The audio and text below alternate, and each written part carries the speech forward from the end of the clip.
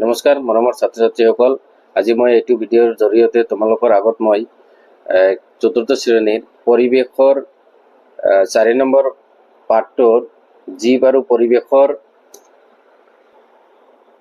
অনুশীলনীত থকা প্ৰশ্ন উত্তৰ গোটেইকেইটা প্ৰশ্ন উত্তৰ আলোচনা কৰিম। তো ভিডিঅ'টো তোমালোকে শেষলৈকে চাবা আৰু ভিডিঅ'টো ভাল লাগিলে লাইক কমেণ্ট কৰিবা আৰু মোৰ চেনেলটো অৱশ্যই ছাবস্ক্ৰাইব কৰি থবা। এতিয়া আহা আমি ভিডিঅ'টো আৰম্ভ কৰোঁ। 1 নম্বৰত আছে তলত দিয়া প্ৰশ্নসমূহৰ শুদ্ধ উত্তৰ অনুযায়ী কাষৰ গোল চিহ্নটো পূৰণ কৰা।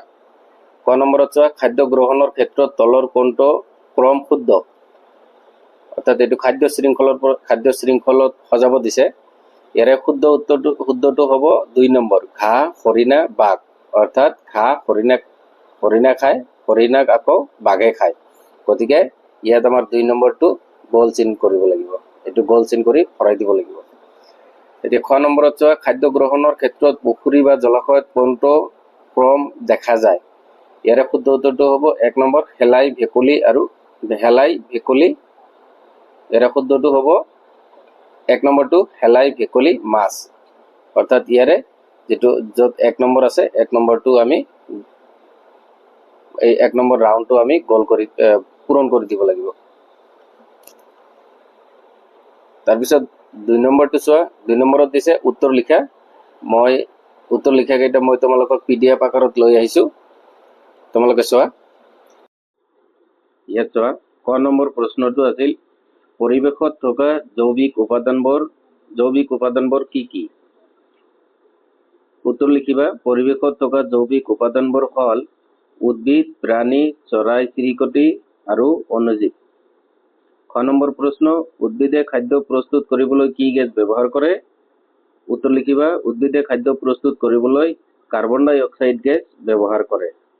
তাৰপিছত গ নম্বৰটো চোৱা, পৰিৱেশৰ 5টা অজৈৱিক উপাদানৰ নাম লিখা।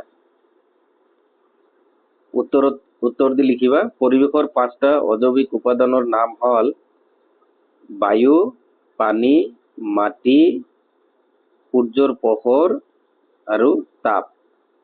3 নম্বৰটো চোৱা কি দিছে, খালী ঠাই পূৰ কৰা। ক নম্বৰত আছে মাটি, পানী, বায়ু আদি হ'ল পৰিৱেশৰ অজীৱীয় বা অজৈৱিক উপাদান। অজীৱীয় লিখিলেও হ'ব বা অজৈৱিক, তোমালোকে যিটো ইচ্ছা তোমালোকৰ সেইটো লিখিবা। খ নম্বৰত আছে উদ্ভিদে খাদ্যৰ বাবে আন জীৱৰ ওপৰত নিৰ্ভৰ নকৰে।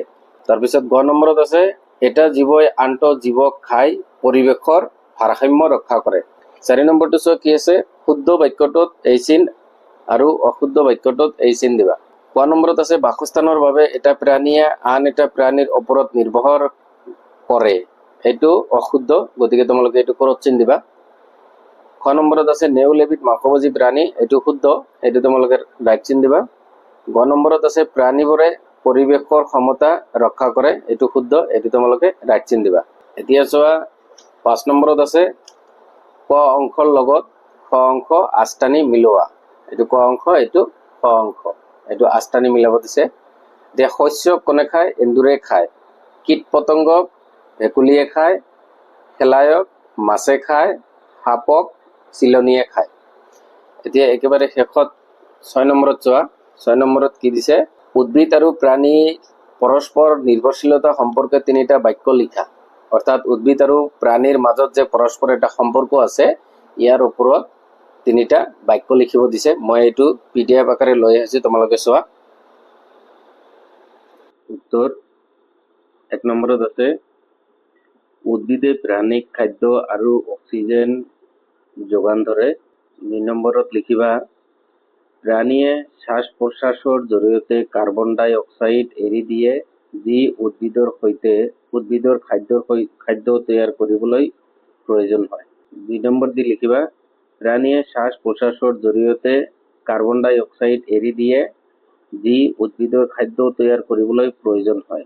আৰু 3 নম্বৰ দি লিখিবা, বহুতো উদ্ভিদৰ বীজ বিস্তাৰ আৰু পৰাগ সংযোগত প্ৰাণীয়ে সহায় কৰে, সেয়েহে উদ্ভিদ আৰু প্ৰাণী পৰস্পৰৰ ওপৰত নিৰ্ভৰশীল। এইখিনিয়ে। তো আজি এইখিনিতে ভিডিঅ'টো সামৰিছোঁ। পৰৱৰ্তী অন্য এটি ভিডিঅ'ত লগ পোৱাৰ আশাৰে আজি বিদায় লৈছোঁ। ধন্যবাদ।